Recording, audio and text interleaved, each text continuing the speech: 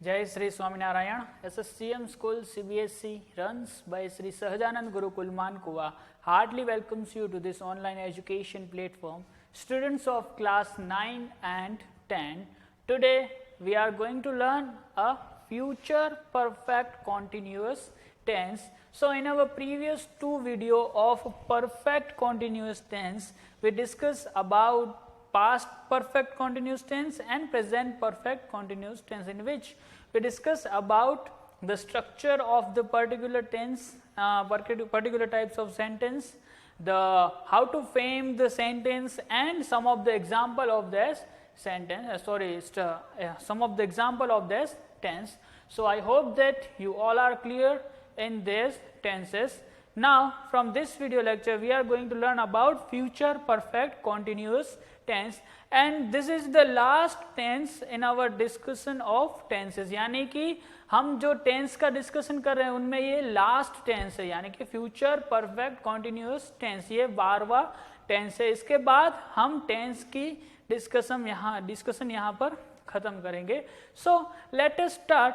तो कोई घटना है, कोई एक्शन है, वो क्या है, कॉन्टिन्यूस भी है और फ्यूचर में किसी डिफाइंड टाइम पे यानी कि निश्चित समय पे वो खत्म भी हो जाएगी। तो ऐसे सेंटेंस को क्या कहते हैं, फ्यूचर परफेक्ट टेंस कहते हैं। ठीक है, तो ऐसे सेंटेंस को कौन से टेंसेस कहेंगे, फ्यूचर परफेक्ट कॉन्टिन्यूअस टेंस। तो जैसा कि हमने फ्यूचर कॉन्टिन्यूअस टेंस में देखा था कि किसी मेन वर्ब के साथ या मुख्य क्रिया के साथ रहा होगा, रही होगी या फिर रहे होंगे, तो जब ये आता था तो वो कौन सा था, फ्यूचर परफेक्ट कॉन्टिन्यूअस टेंस। ठीक है,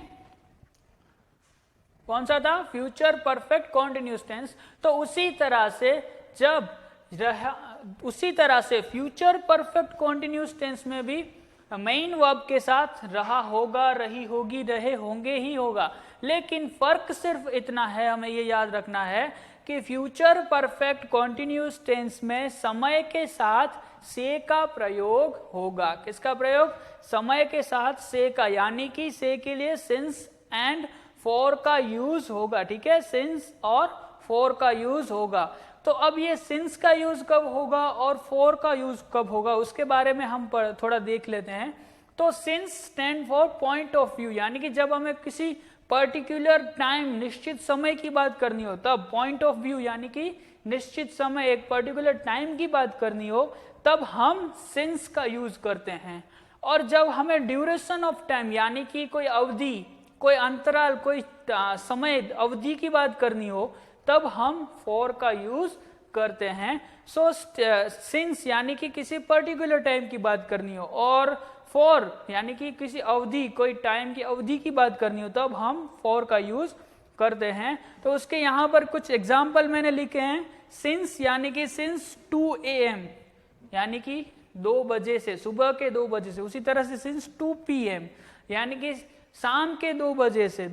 उसी तरह से सिंस 2 o'clock यानी कि 2 बजे, कभी भी 2 बजे। उसी तरह से सिंस 1998 यानी कि 1998 से, फिर सिंस 2005 यानी कि 2005 से, सिंस 2008 यानी कि 2008 से। देखिए यहाँ पर किसी पर्टिकुलर कोई निश्चित टाइम की बात की गई है। उसी तरह से since Monday, Tuesday, Wednesday, Thursday, whatever, ठीक है, किसी भी दिन की बात हो। फिर since morning, evening, afternoon, night. उसी तरह से सिंस चाइल्डहुड यानी कि बचपन से ही। फिर बर्थ यानी कि सिंस बर्थ यानी कि जन्म से ही। तो तब हम सिंस का यूज करते हैं, ये किसी पर्टिकुलर टाइम को रेफर करता है। ठीक है, अब यहां पर फॉर का यूज क्या है, फॉर का यूज किसके लिए, किसी अवधि के लिए, किसी ड्यूरेशन के लिए।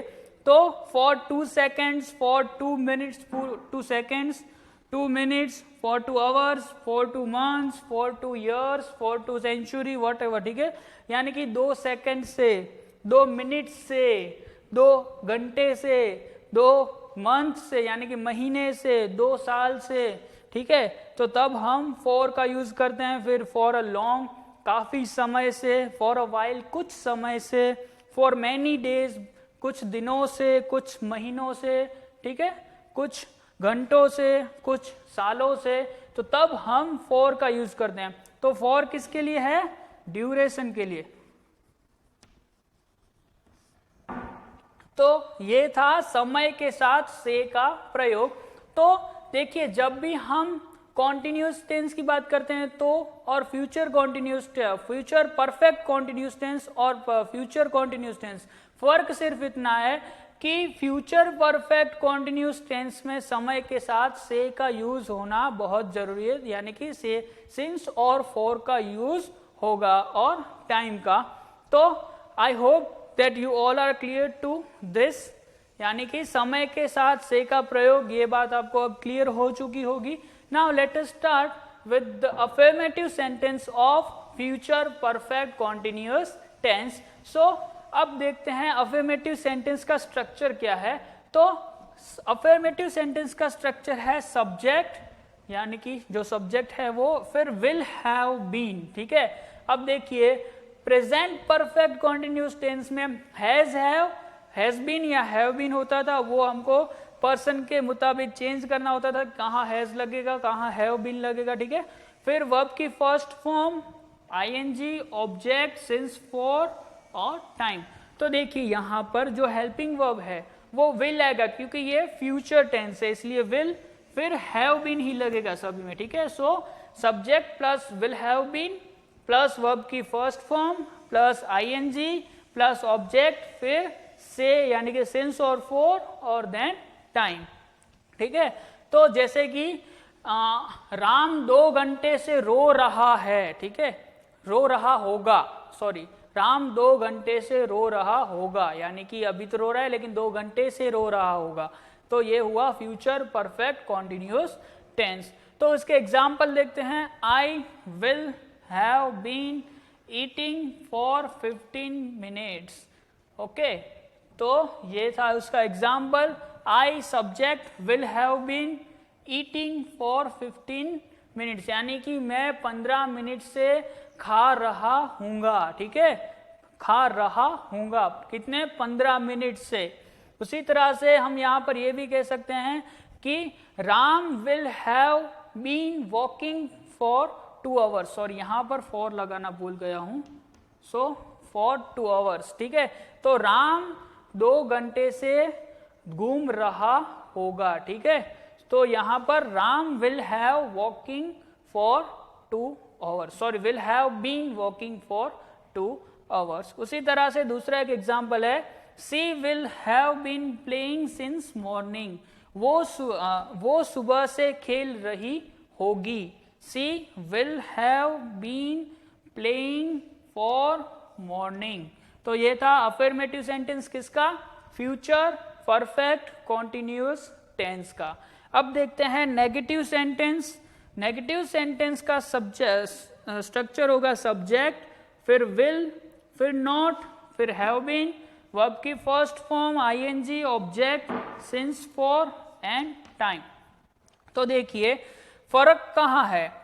अफर्मेटिव सेंटेंस में विल हैव बीन एक साथ होता था, लेकिन नेगेटिव सेंटेंस में आई के बाद विल, उसके बाद क्या आएगा, नॉट आएगा, क्योंकि ये नेगेटिव सेंटेंस है, इसीलिए आई विल हैव बीन, यानी कि विल और हैव बीन के बीच में नॉट लगेगा, ठीक है।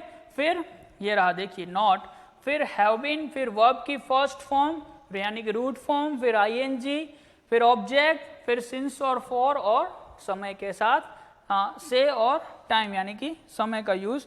तो अब देखते हैं उसके एग्जाम्पल। तो I will not have been eating for 15 minutes, तो मैं 15 मिनट से खा नहीं रहा हूँगा, यहाँ तो फिर नहीं खा रहा हूँगा, ठीक है। तो ये था उसका example, I will not have been eating for 15 minutes. उसी तरह से Ram will not have been walking for 2 hours. उसी तरह से she will not have been playing since morning, ठीक है। तो नॉट लगाना है विल के बाद। अब देखते हैं इंट्रोगेटिव सेंटेंस किसके, फ्यूचर परफेक्ट कॉन्टिन्यूअस टेंस के। तो फ्यूचर परफेक्ट कॉन्टिन्यूअस टेंस की जब इंट्रोगेटिव सेंटेंस अब देखते हैं, तो इंट्रोगेटिव सेंटेंस में हम हर बार बात करते हैं कि WH फैमिली और WH फैमिली बिना के टेंस यूज होते हैं तो सेंटेंस बनते हैं।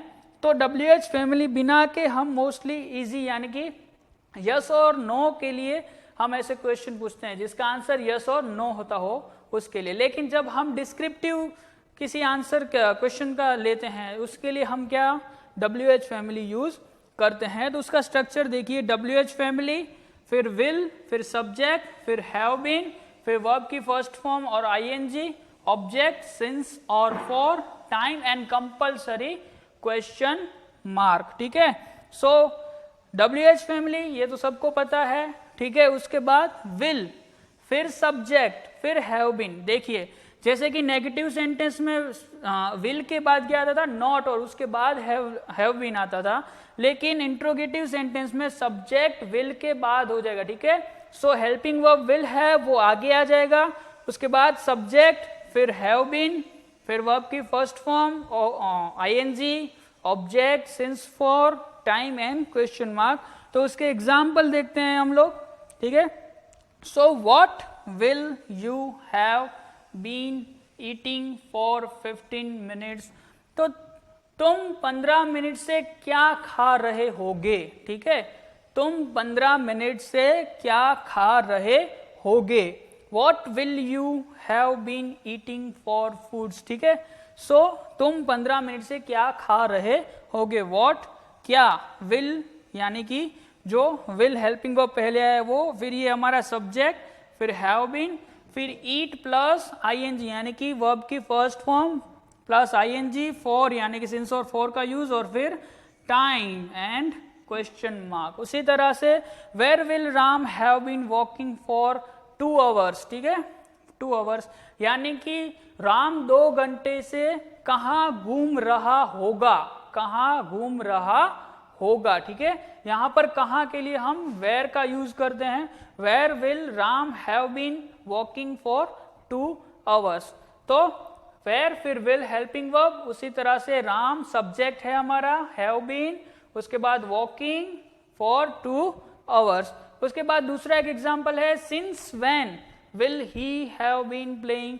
वो कब से खेल रही होगी। ठीक है, वो कब से खेल रहा, वो कब से खेल रहा होगा, है ही है यहाँ पर इसीलिए।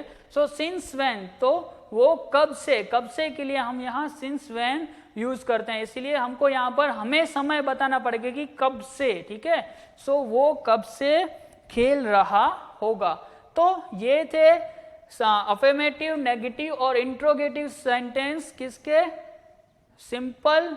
फ्यूचर परफेक्ट कॉन्टिन्यूअस टेंस के।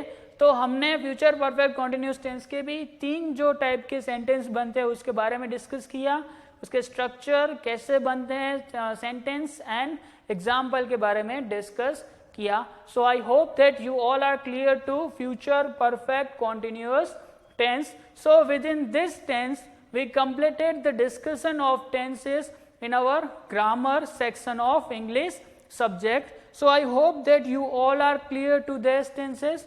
तो देखिए दोस्तों, हमने जो 3 टाइप के tenses, present tense, past tense and future tense, इन तीनों टेंस के जो 4 फॉर्म्स हैं, simple, continuous, perfect and perfect continuous, इन चारों जो फॉर्म में है, इन तीनों टाइप्स के टेंस को देखा, उसके बारे में डिस्कस किया। जैसे कि simple present, simple past, simple future, फिर simple continuous, past continuous, future continuous, फिर simple present continuous, past continuous और फ्यूचर कॉन्टिन्यूअस, फिर present perfect, past perfect, future perfect, और लास्ट में जो 3 हमने अभी देखे वो थे present perfect continuous tense, past perfect continuous tense and ये था future perfect continuous tense. So we discussed totally 12 types of tenses. So I hope that you all are clear to all these tenses, and if you find any kind of difficulties during the learning of these tenses, we will discuss about it in our Microsoft Teams meeting. So till that, thank you so much. Jai Shri Swaminarayan.